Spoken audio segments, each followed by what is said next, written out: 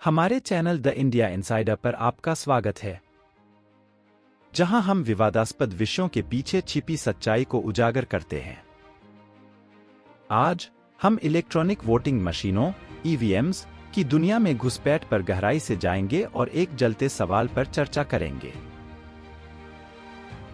क्या EVMs hack हो सकती हैं?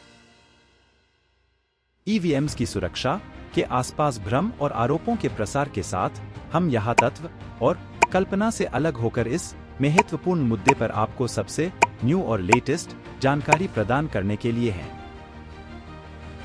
चलिए एकदम शुरुआत से शुरू करते हैं।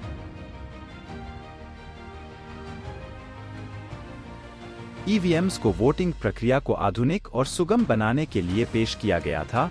पहली बार इलेक्ट्रॉनिक वोटिंग मशीन का उपयोग भारत में 1982 में किया गया था। तब से ईवीएम्स को कई देशों में अपनाया गया है, जिसमें United states of America, Brazil और कनाडा शामिल हैं। अब चलो देखते हैं कि ईवीएम्स वास्तव में कैसे काम करती हैं। इलेक्ट्रॉनिक वोटिंग मशीनें डिजिटल रूप से वोटों को रिकॉर्ड और संग्रहित करने के लिए डिजाइन की गई हैं, पेपर बैलेट की आवश्यकता को हटाते हुए। मतदाता बटन दबाकर या एक स्क्रीन को छूकर अपना मत देते हैं, जो फिर सिस्टम में उनके चयनों को पंजीकृत करता है। ईवीएम्स वोटिंग अवधि समाप्त होने पर वोटों की गणना करते हैं और कुछ मिनटों में परिणाम प्रदान करते हैं, जिससे चुनाव प्रक्रिया को काफी तेजी से अग्रसर किया जाता है। अगर आप हमारे चैनल में नए हैं तो हमारे चैनल को सब्सक्राइब करना मत भूलना। ईवीएम्स के चारों ओर सुरक्षा के उपायों के आसपास एक मुख्य चिंता है। मतदान प्रक्रिया की निर्भरता सुनिश्चित करने के लिए ईवीएम्स को विभिन्न सुरक्षा सुविधाओं से लैस किया गया है, जिसमें एन्क्रिप्शन, टेम्पर प्रूफ सील और भौतिक सुरक्षा यांत्रिकियां शामिल है। इसके अतिरिक्त अधिकांश ईवीएम्स किसी भी बाह्य नेटवर्क से कनेक्ट नहीं होते हैं, जिससे उन्हें साइबर हमलों के प्रति कम संवेदनशील बनाया जाता है। इन सुरक्षा उपायों के बावजूद हाल के वर्षों में ईवीएम हैकिंग के कई आरोप लगे हैं। विरोधकर्ताओं का कहना है कि ईवीएम्स को मैनिपुलेट, टेम्परिंग और हैकिंग के लिए संवेदनशील बनाया गया है, जिससे चुनाव परिणामों की सटीकता और विश्वसनीयता पर संदेह उत्पन्न होता है। कुछ मामलों में राजनीतिक पार्टियां चुनावों की पारदर्शिता और निष्पक्षता सुनिश्चित करने के लिए बैलेट्स पेपर पर वापस जाने की मांग भी की है।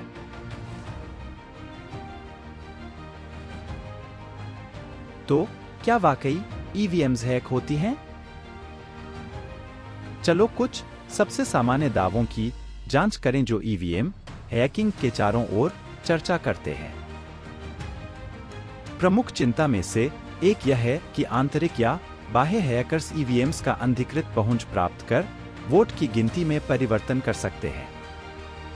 हालांकि विशेषज्ञों का कहना है कि इन सुरक्षा उपायों जैसे एन्क्रिप्शन और भौतिक सुरक्षा के कारण हैकर्स को बिना किसी पता छोड़े ईवीएम्स को मैनिपुलेट करना अत्यधिक कठिन बनाता है। इसे और स्पष्ट करने के लिए चलो कुछ वास्तविक दुनियावी उदाहरणों पर ध्यान देते हैं, जिनमें कथित ईवीएम हैकिंग का मामला सामने आया है। 2014 में भारत के सामान्य चुनावों में आम आदमी पार्टी ने एक हार के बाद ईवीएम्स की निगरानी के बारे में सवाल जताई थी। हालांकि भारतीय चुनाव आयोग, इलेक्शन कमीशन ऑफ इंडिया द्वारा की गई जांच में कोई तंत्रज्ञान या हैकिंग के सबूत नहीं मिले, जो इलेक्ट्रॉनिक वोटिंग प्रणाली की विश्वसनीयता को पुनर्स्थापित करता है। हमने साइबर सुरक्षा और वोटिंग प्रौद्योगिकी के विशेषज्ञों की ओर इस मुद्दे पर उनकी राय जानने के लिए भी मुड़े।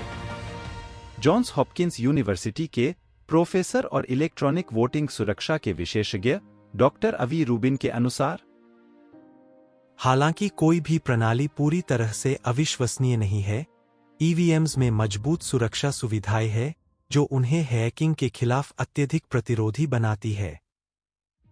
डॉक्टर रूबिन जारी रखने की महत्वता को जोर देते हैं और ईवीएम्स की निरंतर परीक्षण और मुआयन को चुनावी प्रक्रिया में जनसमर्थन को बनाए रखने के लिए।